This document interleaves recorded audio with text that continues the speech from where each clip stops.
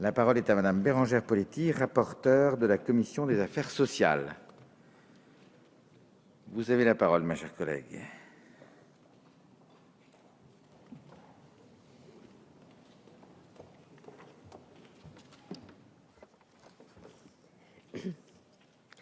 Monsieur le Président, Madame la Ministre, chers collègues, les indemnités journalières versées en cas d'arrêt maladie représentent pour le régime général plus de 6,2 milliards d'euros en 2013, après une progression de presque 10% entre 2008 et 2012.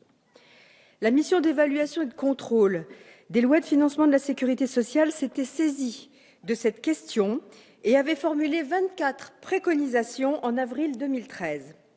Cette proposition de loi en reprend quelques-unes, dont je regrette qu'elle n'ait pas été adoptée en commission, le texte ayant été rejeté mercredi 9 avril dernier. Dans un contexte de comptes sociaux dégradés, et alors que le gouvernement réfléchit à un programme d'économie, il me semble légitime de réfléchir sur un dispositif plus économe, plus efficace et plus juste. Tel est l'objet de cette proposition de loi, dont la première partie se propose d'améliorer le contrôle des salariés du régime général et la seconde partie vise à modifier le régime applicable à la fonction publique à travers l'expérimentation du contrôle par la CNAMS, des congés maladie, des agents publics et le rétablissement de la journée de carence. Je rappelle que 3 jours de carence s'appliquent pour près de 40% des salariés du privé et 7 jours pour les artisans, commerçants et agriculteurs. La proposition de loi vise à mieux connaître le coût total représenté par les arrêts maladie. En effet, la MEX, lors de ses travaux, avait découvert avec étonnement qu'il lui était impossible de chiffrer ce coût total. Ni les représentants des employeurs, ni les sociétés de contre-visite médicale n'avaient été en mesure d'avancer ne serait-ce qu'une estimation du coût des indemnités journalières complémentaires versées par les entreprises. C'est pourquoi il me semble nécessaire que les entreprises évaluent le montant des indemnités journalières complémentaires qu'elles versent à leurs salariés. La déclaration sociale nominative, appelée DSN, pourrait être l'outil approprié pour procéder à ce recensement. C'est ce que propose l'article 2. La deuxième orientation vise à maîtriser cette dépense par des contrôles davantage ciblés et décloisonnés. Je propose ainsi, à l'article 3, d'améliorer les relations entre le contrôle de l'assurance maladie et les contrôles réalisés par les sociétés de contre-visite médicale mandatées par les employeurs. En effet, 75% des avis transmis par elles aux caisses sont déclarés irrecevables. 75%. Un point pose problème, le délai de 48 heures dont disposent les sociétés de contre-visite médicale pour envoyer leur avis au service de contrôle médical. Je suggère ainsi de tenir compte du week-end et des jours fériés dans la computation de ce délai. Par ailleurs, je propose que le contrôle mené par l'assurance maladie soit plus opérationnel. Les abus qui sont malheureusement constatés concernent essentiellement les arrêts de courte durée qui sont les plus pénalisants pour les entreprises. L'assurance maladie s'est dotée ces dernières années de plusieurs outils permettant d'assurer un contrôle plus sélectif. Le plus intéressant et prometteur est l'Observatoire local des indemnités journalières qui permet de segmenter et d'identifier les variables de l'évolution des arrêts selon chaque région en fonction de critères objectifs tels que le sexe, l'âge, le secteur géographique ou les secteurs professionnels. À Marseille, par exemple, M. Tian, la différence entre le contrôle ciblé et aléatoire est frappante. L'Observatoire local avait détecté une augmentation des durées d'arrêt atypiques pour des pathologies liées à la rhumatologie et à la dépression. Le contrôle ciblé sur ces arrêts a donné lieu à 45% d'avis défavorables, contre un taux de 24% pour un contrôle aléatoire.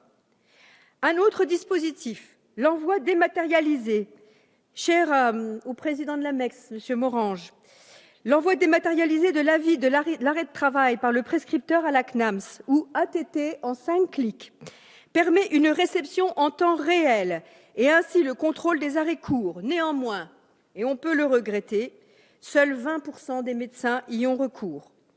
Fort de ces outils, Je propose ainsi que les contrôles médicaux soient menés par l'assurance maladie en fonction de 3 axes que reprennent les articles 4 et 5. Le premier est la prise en compte du constat qu'une des obligations, telles que la présence en domicile, en dehors des heures de sortie, ou l'exercice d'une activité non autorisée, n'est pas respectée. Cette disposition concourt à une plus grande coordination et complémentarité entre les contrôles administratifs et médicaux qui restent encore trop distincts. Le deuxième critère est le déclenchement du contrôle médical dès la durée prescrite de l'arrêt, dès que l'arrêt prescrite de l'arrêt dépasse celle des fiches repères élaborées par la Caisse en lien avec la Haute Autorité de Santé. La CNAMS a évalué à 70 millions d'euros les économies représentées par la simple application de ces recommandations. Le troisième axe concerne les arrêts itératifs courts. L'article 5 tend à rendre automatique le contrôle médical en cas d'arrêt itératif. La CNAMS mène aujourd'hui une action, mais il ne s'agit que d'un contrôle administratif, donnant lieu au bout du 3e arrêt à un courrier d'avertissement. Par ailleurs, le contrôle doit avoir aussi une finalité d'accompagnement afin de prévenir les arrêts à répétition du salarié et éviter à terme son éloignement du monde du travail, voire son licenciement pour inaptitude. L'article 6 prévoit ainsi le recours au médecin du travail par le médecin conseil dès le 2e mois d'arrêt maladie et non plus à partir du 3e mois, afin de lutter contre la désinsertion professionnelle lorsqu'un décrochage est trop long. Enfin, le dernier axe de cette proposition de loi répond à une exigence d'équité. Il me semble tout d'abord pertinent d'évaluer le coût représenté par une extension éventuelle du dispositif actuel aux populations précaires les plus précaires. En effet, au sein du secteur privé, les conditions pour pouvoir prétendre au versement d'une indemnité journalière excluent de fait une partie des salariés, comme ceux travaillant à temps partiel ou en intérim. Une évolution est souhaitable, mais compte tenu de son incidence financière, il est nécessaire d'en évaluer la faisabilité. C'est donc l'objet de l'article 1er. J'espère qu'on va pouvoir au moins en discuter. Par ailleurs, je suggère d'allonger de 2 années supplémentaires l'expérimentation relative au contrôle des arrêts maladie des fonctionnaires par la CNAMS. Après une mise en place laborieuse, c'est le moins qu'on puisse dire, le bilan apparaît aujourd'hui mitigé et perfectible, comme le souligne mon rapport. De nombreux points doivent être résolus. Effectifs supplémentaires au sein des réseaux des caisses primaires, généralisation des systèmes d'information, toilettage de textes, mais aussi modification du champ du contrôle pour inclure les arrêts courts. Cette prolongation pourrait être mise à profit pour définir les modalités d'une véritable stratégie du contrôle fondée sur le ciblage, plutôt que sur une méthode aléatoire, à l'instar de ce que la CNAMS a mis en place avec les observatoires locaux des indemnités journalières. La ministre de la fonction publique elle-même a reconnu que le contrôle devait être renforcé et que les mêmes règles devaient s'appliquer aux salariés et aux agents publics. Je relève que le courrier qu'elle a adressé au préfet et au ministre sur le dispositif mis en place pour lutter contre l'absentéisme injustifié date du 27 février 2014, soit quelques jours après le dépôt de ma proposition de loi. Je me permets d'en souligner donc déjà cette première utilité. Enfin, je propose, à défaut d'un contrôle efficace, le rétablissement de la journée de carence pour les agents de la fonction publique. Je relève au passage les incohérences dans les argumentaires relatifs aux amendements de suppression d'articles déposés par le groupe majoritaire.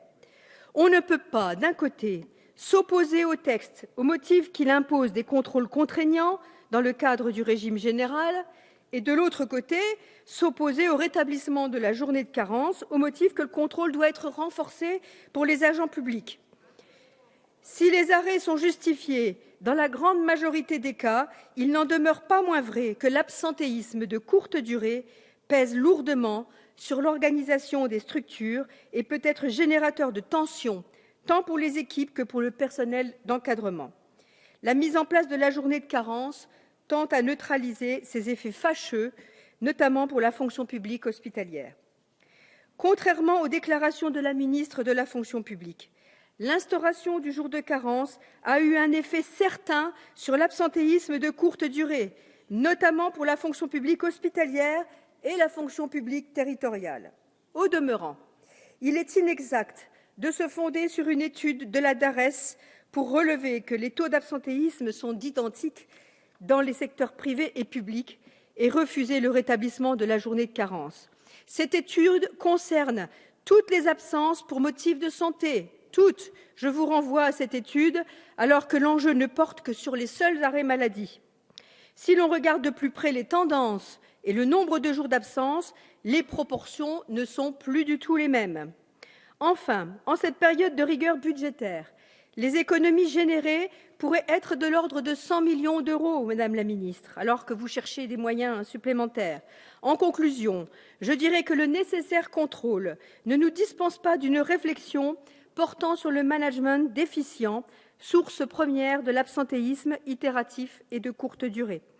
L'importance des arrêts maladie de courte durée est un puissant révélateur du fonctionnement de nos organisations publiques et privées. Du dysfonctionnement tout à fait exact, Madame Le Callennec. Citons ainsi l'importance du nombre d'échelons hiérarchiques entre un agent et le responsable d'une entreprise, publique ou privée. Cet éloignement peut provoquer un désengagement progressif du salarié qui ne se sent ni reconnu ni impliqué. À cela s'ajoutent des incohérences managériales qui se manifestent par des injonctions contradictoires, source de tensions inutiles et de stress pour l'encadrement comme pour le salarié.